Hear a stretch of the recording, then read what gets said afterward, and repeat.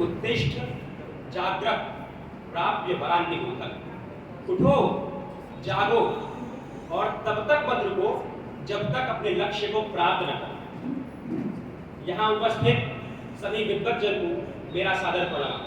मैं सुधांशु रघुवंशी, कक्षा 12वीं कला वर्ग का छात्र, सेंट्रल हिंदू बॉयज स्कूल का नेतृत्व करते हुए आज आपके सम्मुख स्वामी जी की 125वीं जयंती के उपलक्ष्य में भाषण देने हेतु उपस्थित हूँ। मित्रों, स्वामी विवेकानंद जी ने शिकागो धर्म सभा में जो व्याख्यान दिए वे अवश्य इतने महत्वपूर्ण थे कि आज हम उनकी 125वीं जयंती मना रहे हैं। कोलंबस ने अमेरिका की खोज सन 1492 में की है।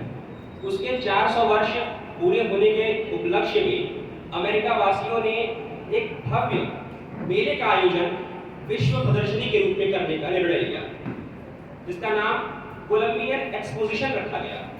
शिकागो वासियों ने अन्य प्रदर्शनी के साथ साथ विभिन्न धर्मों के एक सम्मेलन कराने का प्रस्ताव रखा। इस सम्मेलन में, जिसमें भाषण की स्वतंत्रता हो से सभी धर्मों के आधारभूत भाव संसार के सम्मुख समुचित ढंग से रखे जा सकेंगे।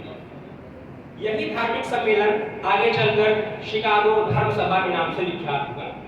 11 सितंबर 1893 को प्रारंभ होकर यह धर्म सभा 27 सितंबर 1893 को समापन पर पहुंची थी। 11 सितंबर 1893 दिन सोमवार आर्ट इंस्टीट्यूट के कोलंबस हॉल में समवेत 10 धर्मों के उद्देश्य से 10 बार घंटा ध्वनि हुई।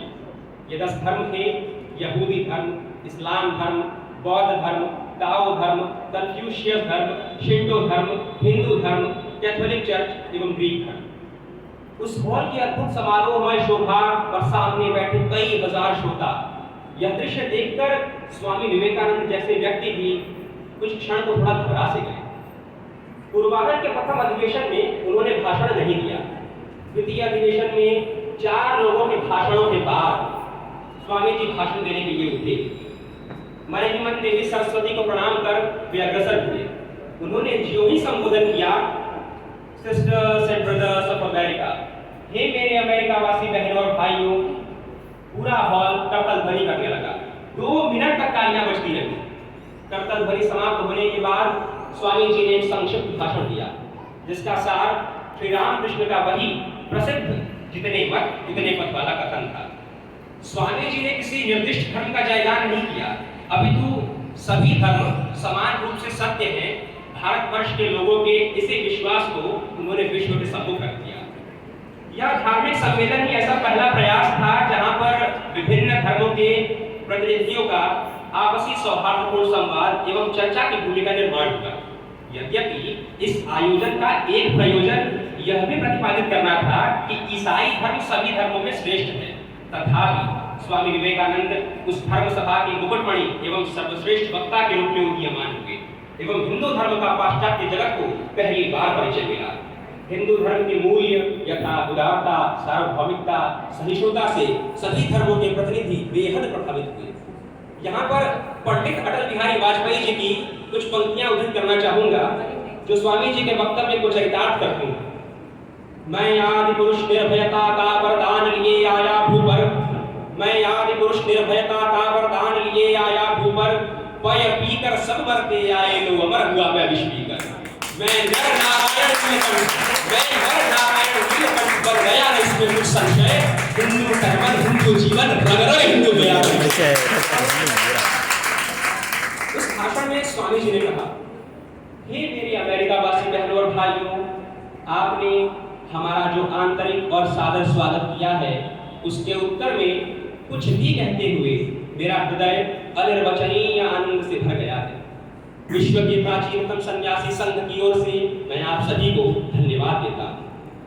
तमाम जातियों एवं संप्रदायों के कोटि-कोटि हिंदू नर नारियों की ओर से मैं आप सभी को धन्यवाद देता हूँ।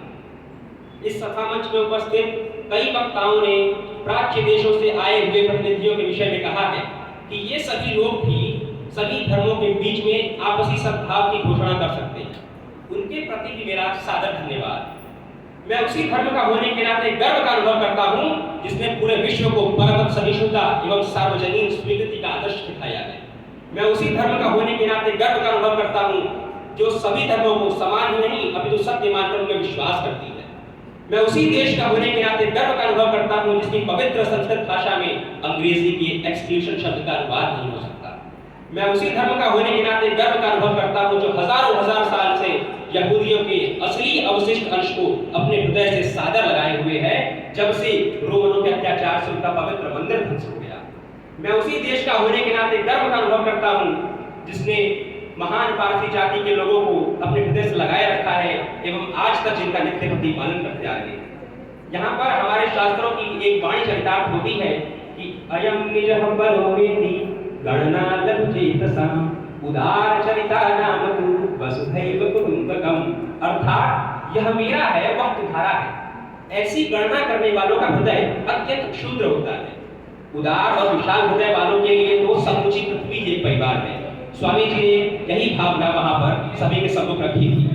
उन्होंने आगे कहा, मैं आप सभी के सम्मुख शिव महिमा स्तोत्र की कुछ पंक्तियां उद्धृत करना चाहूंगा, जिसका पाठ मैं बाल्यकाल से नित्य करता आ रहा हूं एवं कोटि कोटि हिंदू नर नारी इसका नित्य पाठ करते रहते हैं। ये पंक्तियां हैं, रुचिनां वैचित्र्यात् ऋजुकुटिल नाना पथजुषाम् नृणामेको गम्यस्त्वमसि पयसा मरणवैव, अर्थात विभिन्न नदियों के स्रोत विभिन्न विभिन्न स्थानों पर हैं, किंतु जिस प्रकार वे सभी अंततः अपने जल को एक ही महाराशि समुद्र में गिराती हैं, उसी प्रकार हे ईश्वर सरल कुटिल अनेक मार्गों से चल रहे सभी मनुष्यों के एकमात्र लक्ष्य स्थल तुम ही हो। उन्होंने कहा कि वर्तमान सम्मेलन जो सभी धार्मिक सम्मेलनों में अन्यतम है, गीता के इसी अपूर्व सिद्धांत की सत्यता को स्थापित करता है। गीता की यह पवित्र वाणी उद्घोष करती है, ये यथा मां प्रपद्यन्ते तां तथैव भजाम्यहम् मम वर्तमान वर्तन्ते मनुष्याः पार्थ सर्वशः, अर्थात हे अर्जुन, जो मनुष्य जिस भाव से मेरे पास आता है मैं उस पर उसी भाव से अनुग्रह करता हूं। अतः हर मनुष्य अंततः मेरे अभिमुख ही आता है। सांप्रदायिकता, कट्टरता एवं वैश्विक धर्मोन्माद ने इस पृथ्वी को अपना ग्रास बनाकर रखा है। यह पृथ्वी कई बार हिंसा से परिपूर्ण हुई है, यहाँ के लोगों के रक्तों से बारंबार सिंचित हुई है। ये सभी भयंकर पिशाच यदि नहीं होते तो हमारा मानव समाज आज कहीं अधिक उन्नत होता। किंतु मेरी आंतरिक आशा है कि आज प्रातः सभी धर्मों के सम्मान में जो गड्ढा बनी हुई है वो इन सभी के समाप्ति की घोषणा करेगी, वो इन सभी के मृत्यु घंटा निनाद सिद्ध होगी एवं तलवार या लेखनी के बल पर किए जाने वाले अत्याचारों को समाप्त करेगा। साथ ही साथ ये हम सभी धर्मों के प्रतिनिधियों के बीच फैले आपसी असद्भाव की समाप्ति की घोषणा भी करेगी। मित्रों, आपको बताते हुए बेहद गर्व की अनुभूति कर रहा हूं कि भाषण समाप्त होने के बाद कई मिनट तक तालियां बजती हैं।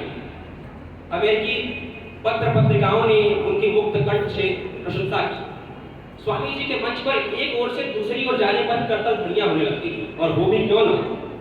स्वामी जी के समान शिकागो धर्म सभा के उद्देश्यों एवं आकांक्षाओं को अन्य कोई भी सामने प्रस्तुत नहीं कर सकता था, और यही कारण था कि पहले दिन के अधिवेशन के बाद ही स्वामी जी के तेजोमयी छवि वाले चित्र यत्र तत्र शोभा पाने लगे। द डेली हेराल्ड पत्रिका में लिखा है कि स्वामी जी का भाषण अधिवेशन में सबसे अंत में रखा जाता था, और ऐसा इसलिए ताकि लोगों को रोक कर रखा जा सके। इसकी व्याख्या करते हुए वे अंत में लिखते हैं कि किसी गर्म दिन में किसी नीरस वक्ता के लंबे व्याख्यान को सुनने के बाद जब हजारों लोग सभागार छोड़कर जाने लगते तो उनको रोकने के लिए बस इतनी घोषणा पर्याप्त होती थी कि अंतिम प्रार्थना के बाद स्वामी विवेकानंद संक्षेप में कुछ बोलेंगे। उनकी 15 मिनट की वक्तृता को सुनने के लिए लोग घंटों घंटों तक बैठे रहते हैं। ये थे हमारे स्वामी विवेकानंद जी, जिसके मार्गदर्शन पर हम चलना चाहिए। मित्रों, तत्कालीन विश्व अंधविश्वास, द्वेष, घृणा, कट्टरता जैसे समस्याओं से निकलने की तड़प रहा था, किंतु उसे ऐसा मार्गदर्शक नहीं मिल रहा था। शिकागो धर्म सभा ने एक सामान्य सन्यासी विवेकानंद के रूप में ऐसे मार्गदर्शक से उनकी भेंट कराई, जिसने सभी को सर्वधर्म समन्वयात्मक बुद्धि से इस समस्या से बाहर निकलने की प्रेरणा दी।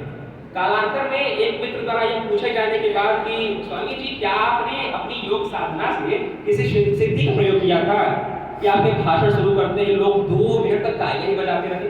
स्वामी जी ने कहा, हाँ, मैंने अपनी एक सिद्धि का प्रयोग किया था, और वह यह है कि मैंने अपने जीवन काल में कभी भी कामुक विचारों को अपने मस्तिष्क में प्रवेश नहीं करने दिया।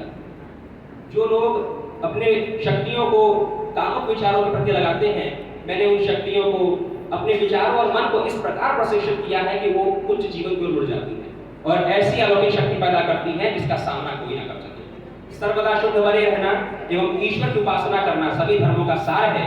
स्वामी जी का यह संदेश मात्र हमारे और आपके लिए ही नहीं, अब तो पूरी मानवता के लिए ग्राह्य है। स्वामी जी यद्यपि वहां पर हिंदू धर्म का ही प्रतिनिधित्व कर रहे थे, किंतु वहां जाकर स्वामी जी विश्वात्मा विवेकानंद हो गए थे, वे सार्वभौम पुरुष हो गए थे। हम और आप जैसे सामान्य पुरुष जो देहात्मा एवं परिवारात्मकता में फंसे रहते हैं, उनके लिए स्वामी जी का स्पष्ट संदेश था कि हम देहात्मकता एवं परिवारात्मकता से बाहर निकलकर विश्वात्मा नहीं तो देशात्मा बनने का प्रयास तो करें।